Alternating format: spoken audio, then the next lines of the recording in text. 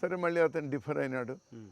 కిరణ్ అయిన తర్వాత అతను డిఫర్ నాకే ఫోన్ చేశాడు మార్నింగ్ 7 o'clock ఫోన్ చేసి ఊర్లో ఉన్నాను రోజు చేసి, అన్నా నువ్వు చూస్తా ఉన్నావు కదా ఇవన్నీ కూడా, ఇంకా కాదు మా చిన్నాన్నని మంత్రి పదవుల్లో తీసుకోవడం ఏంటి, మా ఫ్యామిలీకి ఇబ్బంది పెట్టడానికే కదా, ఇంకా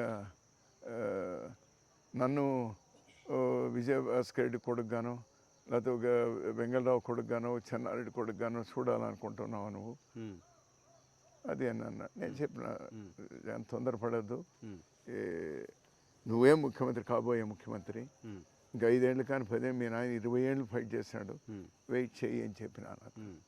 అతను సరే అతని లైన్ అతను తీసుకున్నాడు అనుకో.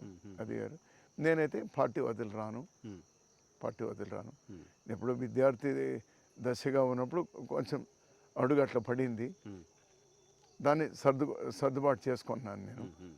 ఇంకా ప్రజా జీవితంలో పాలిటిక్స్లో రాకముందే జరిగింది, అది తప్పేదో. సో ఇంక నేను ఏ పరిస్థితుల్లో కూడా నేను పార్టీ డిఫర్ కాను. సో జగన్మోహన్ రెడ్డిని కాంగ్రెస్ ముఖ్యమంత్రిగా చూడాలనుకున్నారు. అంతే, కాంగ్రెస్ ముఖ్యమంత్రిగా ఆయన ఉంటా అంటే ఎంత ఫైట్ చేయడానికైనా అయ్యేవాడు కూడా.